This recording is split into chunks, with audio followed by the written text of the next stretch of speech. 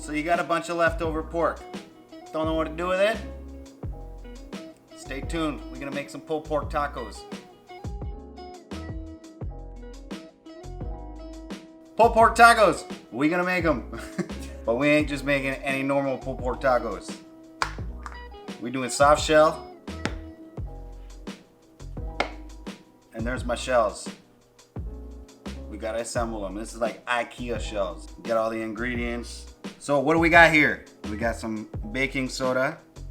We got some salt, water, flour, butter, which we are going to be melting. But basically we are going to take flour. Flour is going to go into our KitchenAid. Just like so. We are going to take our salt into the KitchenAid. We are going to take our baking soda into the KitchenAid. Man, I'm repeating myself. Sorry if I sound annoying.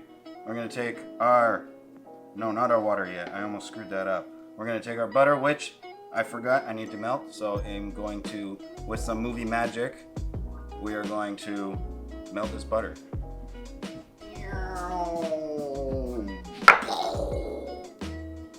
Butter's melted.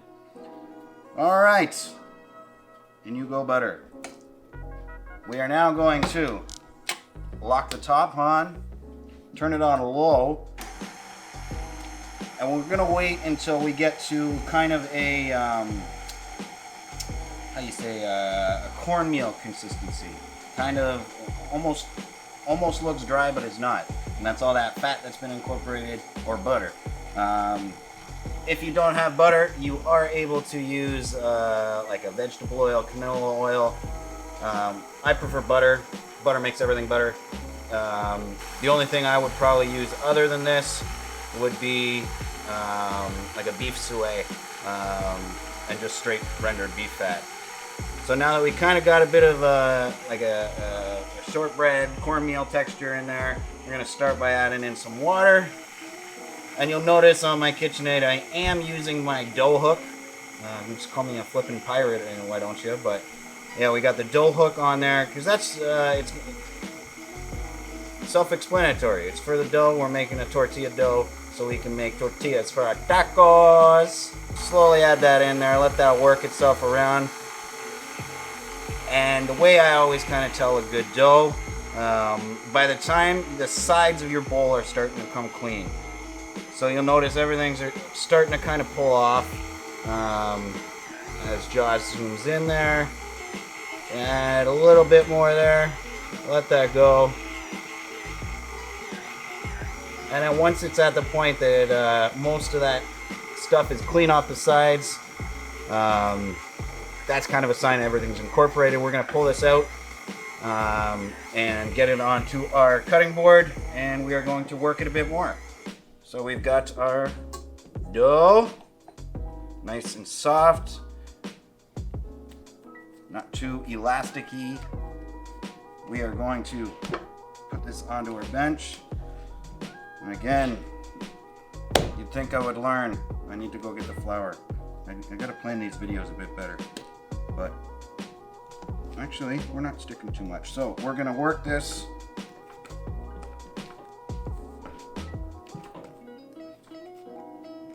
Get it into a nice, tight ball.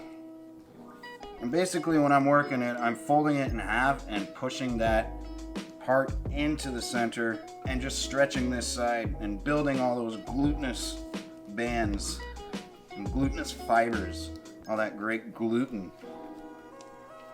I'll tell you right now, I'm not gluten free. I'm a glutton for gluten.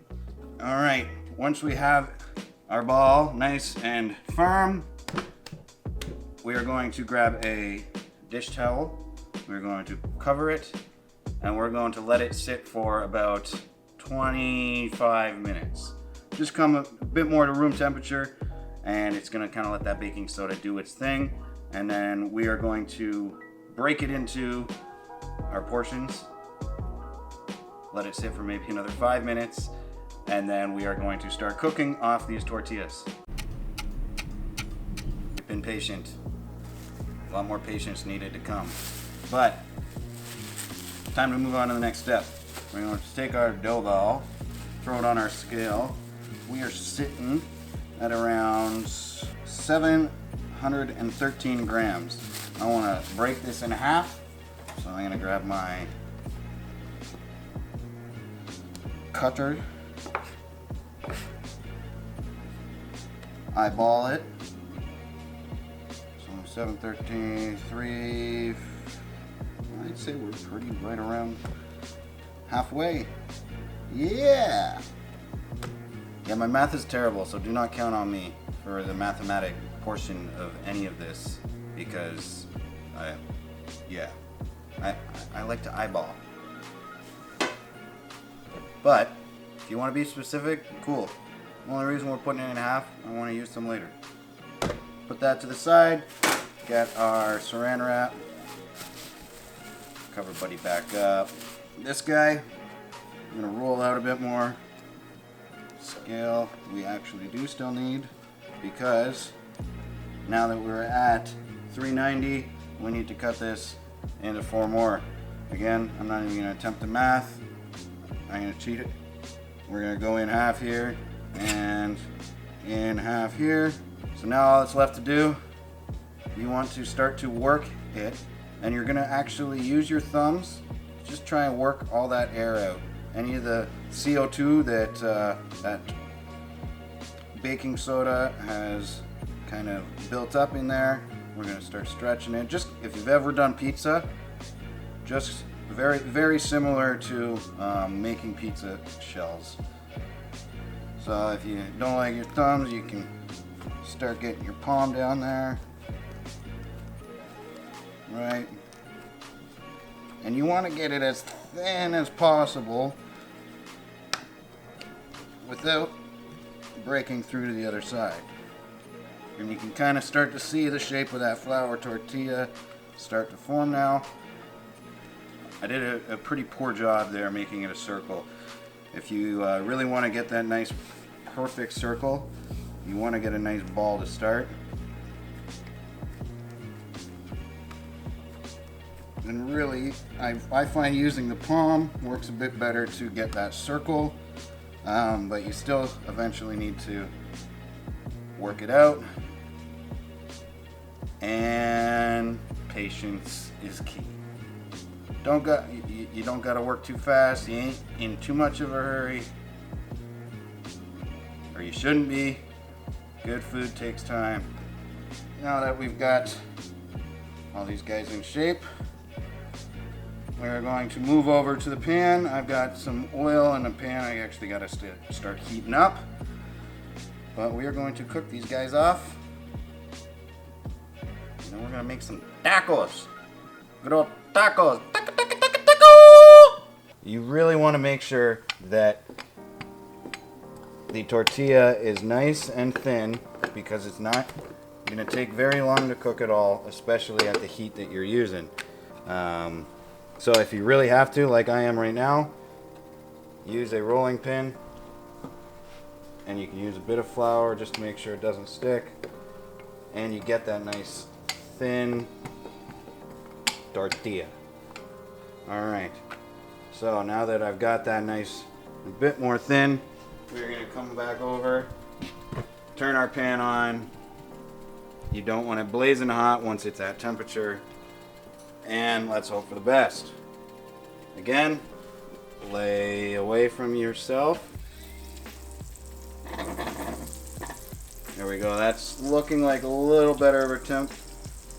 And you want to really just watch how you're cooking. I'm using gas. That's how I cook all the time. How I'm used to. But if you're using like an electric stove, that is going to cook a lot differently than how I'm cooking right now. If you're using induction, it's going to cook a lot differently than the way I'm cooking right now. So yeah, you'll see, and you just want to start checking the sides. When that bubble pushes up at the top, you do want to kind of push that down a little bit, because that is going to help cook that center part. Right, flipped over. a little bit longer.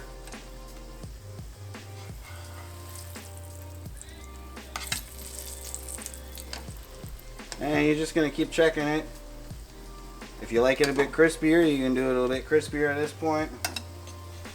You're really, all you're looking for though is to get it nice and cooked through.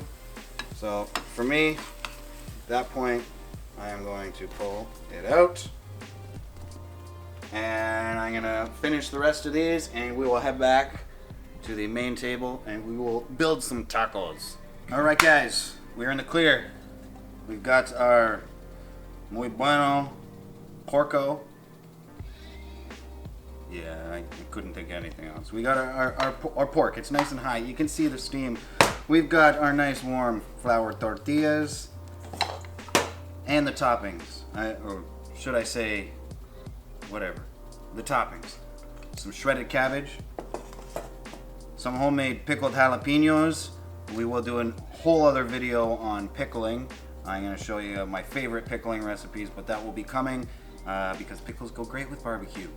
So we got pickled jalapenos, beautiful pickled red onions that just get even better the longer they pickle.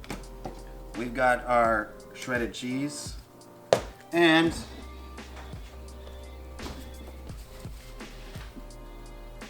chipotle mayo. Another one. We're gonna do a sauce video. I just decided that, Josh. Oh yeah. We're gonna do a sauce video with all different sauces. How? Yeah, self-explanatory. But anyway, let's get this together. We only need one tortilla to start. Get that on the plate. Other one's on the side. We are going to get a nice amount of chipotle mayo, which, by the way, is my absolute favorite. We are going to then move on and get some nice shredded cabbage in there. You don't want too much because you want it to be able to be a nice bite and not overwhelming. You want to get parts of everything, a little bit of everything. And at this point, we're going to put a nice amount of pork, but again, not too much because you want to get a little bit of everything in every bite. And you don't want to be fighting the chew just to swallow. Now, in order to melt this cheese a little bit, we are going to put the cheese right on top of that hot pork. And to finish it off, so we don't take away much heat, we're going to finish it off with our pickles. Right, get some of there. Now, keep in mind, guys, all this is very subjective. If you like a lot of heat, put a different pepper on there. If you like the flavor of jalapenos, keep the jalapenos. If you don't like heat, don't put the jalapenos. It's as simple as that. There's no rules to cooking. Have fun, do whatever you want. My preference, I like this stuff. So we're gonna top it off. And there, my friends, is one magnifique, muy bueno, one thing that I just want to start eating, and it kind of sucks because you guys can't eat it. But the one thing you guys can do is, if you like this video, head down below the video and hit like and subscribe and get notified when I got more of this brilliant stuff coming out. And you know what? Could be today, could be tomorrow, but we know at least once a week, every Monday. All right, so like and subscribe. Come check back. We got lots more coming, and I am going to give this guy a bite, and that is how we are going to sign off.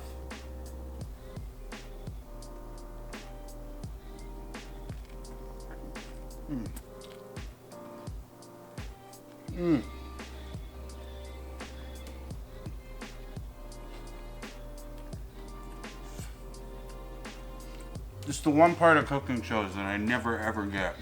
Why they show too much of this. Because I'm here enjoying this. And you guys aren't. So you guys are gonna have to go home or go to the kitchen, try it out. Let me know how you like it. Because I'm not going to ask you how you like it right now. But I'm liking it. Peace.